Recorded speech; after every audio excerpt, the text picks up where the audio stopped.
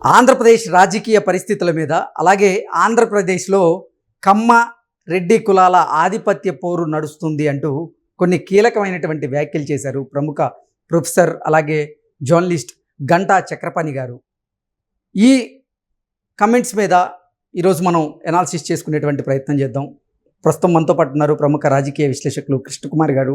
మేడంతో మాట్లాడు. మేడం నమస్తే. నమస్తే. ప్రముఖ ప్రొఫెసర్ అలాగే ప్రముఖ జర్నలిస్ట్ గంటా చక్రపాణి గారు కొన్ని కీలకమైనటువంటి వ్యాఖ్యలు చేశారు. ఆంధ్రప్రదేశ్లో కమ్మ రెడ్డి కులాల మధ్య ఆధిపత్య పోరు నడుస్తోంది అంటూ కూడా ఆయన కొన్ని వ్యాఖ్యలు చేయడం, అలాగే ఆంధ్రప్రదేశ్లో ప్రస్తుతం ఉన్నటువంటి రాజకీయ పరిస్థితుల మీద కూడా ఆయన కొన్ని కీలకమైనటువంటి వ్యాఖ్యలు చేశారు. ఏంటి మేడం ఆయన వ్యాఖ్యలను మనం ఎలా తీసుకోవచ్చు? ఆయన చాలా కూలంకషంగా చర్చించారండి. చాలా సునిశ్చితమైన పాయింట్లు చెప్పారు గంటా చక్రపాణి గారు. ఆయన ఏమంటారంటే, తెలంగాణలో లాగా పరిస్థితి ఆంధ్రప్రదేశ్లో లేదు. తెలంగాణలో రాజకీయ అభిప్రాయం ఉంటుంది ప్రతి వ్యక్తికి. దీని ప్రకారమే రాజకీయ అభిప్రాయంతో ఓట్ చేస్తారు తెలంగాణలో. కానీ ఆంధ్రప్రదేశ్లో కులాన్ని బట్టి రాజకీయ అభిప్రాయం వస్తుంది. రాజకీయ అభిప్రాయం రావటానికి కులము ఒక ఫ్యాక్టర్, అంటే అదే అగ్రభాగాన ఉంటుంది. ఓకే, ఆంధ్రప్రదేశ్లో కులాల సమీకరణ ప్రకారంగా మాత్రమే రాజకీయ పరిస్థితులు మారుతూ ఉంటాయి, రాజకీయ అభిప్రాయాలు వస్తాయి ప్రజలకి, దానికి అనుగుణంగానే వాళ్ళు ఓట్లేస్తారు అని చెప్పారు. అయితే అది మనకి కాస్త ఇబ్బందికరంగా ఉన్నప్పటికీ అది వాస్తవం.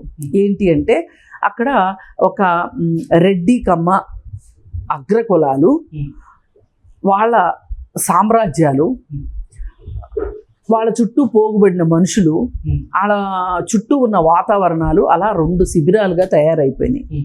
అంటే చంద్రబాబు నాయుడు కేవలం కమ్మ వాళ్ళకి మాత్రమే ప్రాతినిధ్యం వహిస్తాడా అంటే అది నిజం కాదు. జగన్ రెడ్డి కేవలం రెడ్డి సామాజిక వర్గానికి మాత్రమే ప్రాతినిధ్యం వహిస్తాడా అంటే అది నిజం కాదు. కానీ ఈ కులంనికి ప్రాతినిధ్యం వహిస్తున్న నాయకుడు అనే ఒక పేరుతోటి ఇటువైపు అన్ని కులాల వాళ్ళు, ఒక కులం వాళ్ళనే కాదు అన్ని కులాల వాళ్ళు విడిపోయారు. ఈ శిబిరంలోకి ఒక కులంలో కొంతమంది, మిగతా వాళ్ళు ఈ శిబిరంలోకి అలా డివైడ్ అయిపోయారు. ప్రజల మధ్యలో అలా డివైడ్ వచ్చింది. ఒకే కులం మధ్యలో కూడా విభజన వచ్చింది అని చెప్పుకుంటా వచ్చారు. వచ్చి ఇదంతా ఎందుకు జరిగింది, ఎందుకు చేశారు అంటే ఈ నాయకులే చేశారు అలా.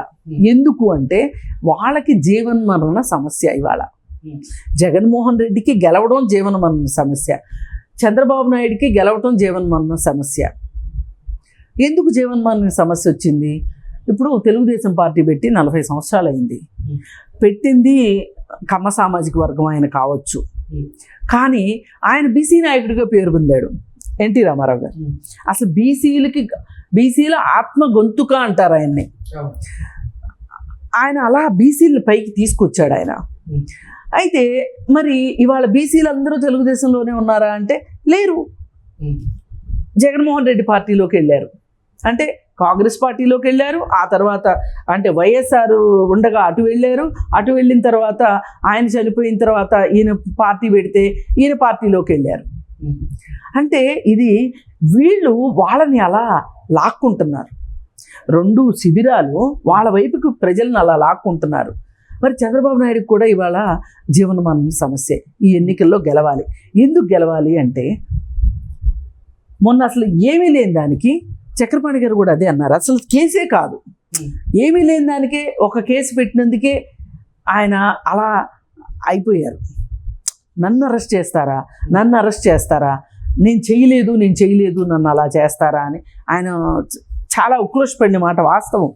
ఇప్పుడు జగన్ 16 కేసుల్లో అన్ని కోట్ల రూపాయల కేసులు, ఈడీలు ఆస్తులు జప్తు చేస్తే కూడా జగన్మోహన్ రెడ్డి అంత ఉక్రోషపడలా.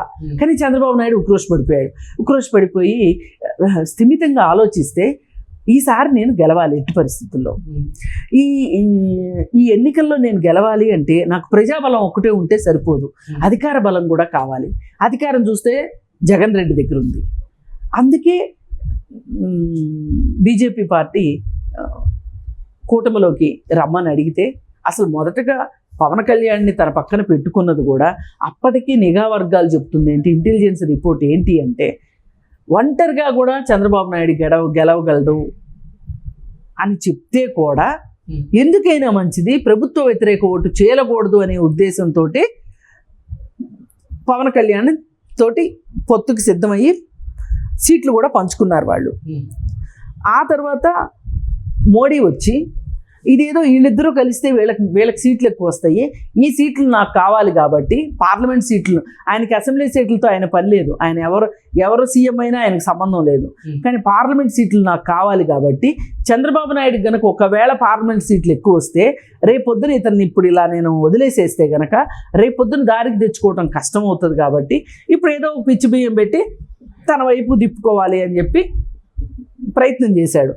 చంద్రబాబు నాయుడు కూడా తన ఎన్నికల్లో ఏమైనా సరే గెలవాలి అనుకున్నాడు కాబట్టి అతని మాట విన్నాడు. పాత కోపాలు, పాత వ్యవహారాలన్నీ పక్కన పెట్టి ఆ రోజు అసలు అరెస్ట్ చేయించిన దాంట్లో జగన్మోహన్ రెడ్డి నిమిత్త మాత్రుడు, జగన్ భుజం మీద తుపాకీ పెట్టి మోడీయే చేయించాడని చంద్రబాబు నాయుడుకి కూడా తెలుసు. కానీ వీళ్ళు కడుపులో కత్తులు పెట్టుకుని కావలించుకున్న పని చేయాల్సిన పరిస్థితి వచ్చింది వాళ్ళకి ఇప్పుడు. అందుకని ఆయన అలా చేశాడు. ఇప్పుడు జగన్ రెడ్డికి కూడా జీవనమరణ సమస్య. ఎందుకు? అధికారంలో ఉంటే జైలుకి వెళ్ళాం, అధికారంలో లేకపోతే జైలుకి వెళ్తాం. ఇప్పుడు కవిత కేసు చూశారు కదా, ఒక్క ఈడీ కేసు, ఆమె జైల్లో కూర్చుంది కదా వెళ్ళి. అలాగే ఈయనకు ఆల్రెడీ కేసులు ఉన్నాయి, ఇప్పుడు కొత్తగా కూడా ఆయన కోసం కేసు ఏం పెట్టక్కర్లా. మరి ఈ పరిస్థితుల్లో జగన్ రెడ్డికి కూడా గెలవాలి. అందుకే ఆయన వీలున్నంత వరకు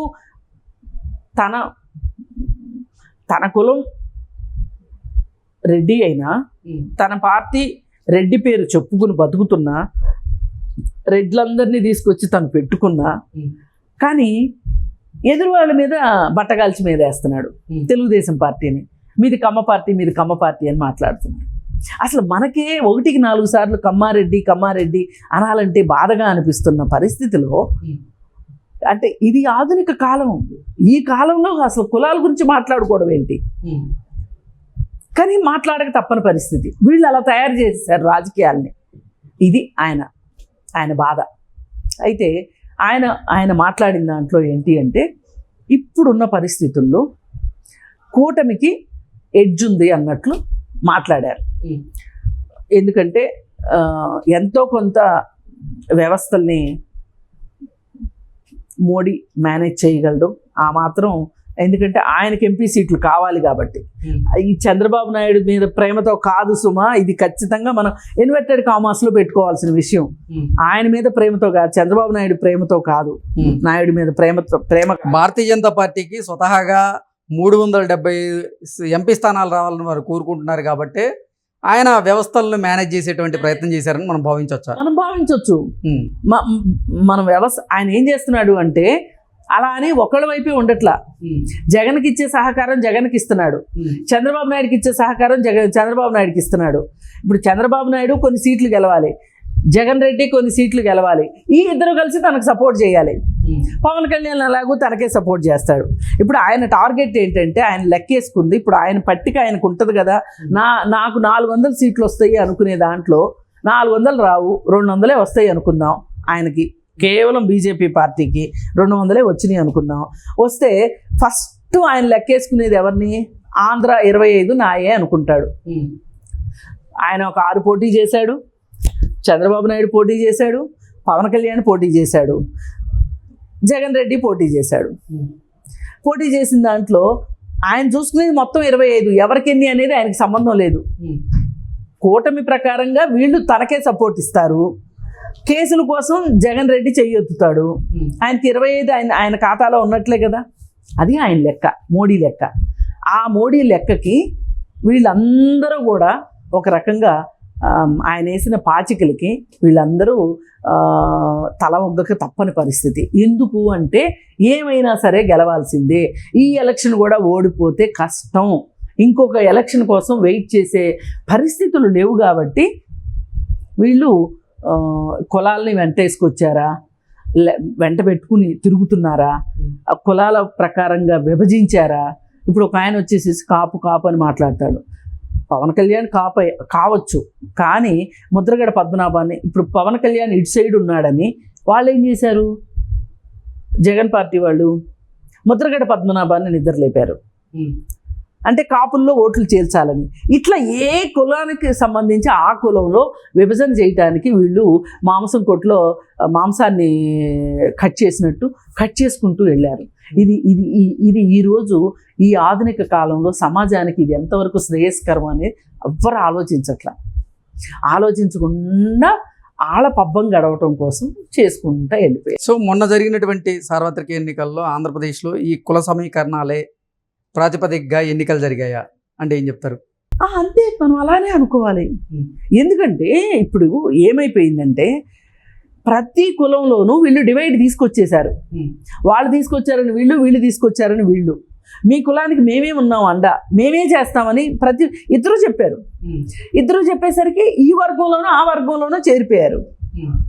ఇప్పుడు మేము కాపును అసలు విడిగా పోటీ చేస్తాము అన్నోళ్ళు కూడా వచ్చేసేసి ఇందులో చేరిపోయారు. ఇందులో ఎక్కువ మంది చేరారు. కొంతమంది ఇక్కడ పొసకలేని వాళ్ళు, ముద్రగడ పద్మనాభం లాంటి వాళ్ళు అటువైపు చేరారు. ఇప్పుడు అందులోనూ కాపు నాయకులు ఉన్నారుగా వాళ్ళ పార్టీలో కూడా. ఇప్పుడు పేరు నాని ఉన్నాడు, ఇంకో నాని ఉన్నాడు. వాళ్ళ ద్వారా ఓట్లు వస్తాయిగా. అలా చేశారు. కానీ మేనిఫెస్టో ప్రకారం మట్టుకు, మేనిఫెస్టోలు చూసి మట్టుకు ఎవ్వరూ ఓటు వేయలేదన్నది వాస్తవం. Okay madam, thank you so much. Thank you.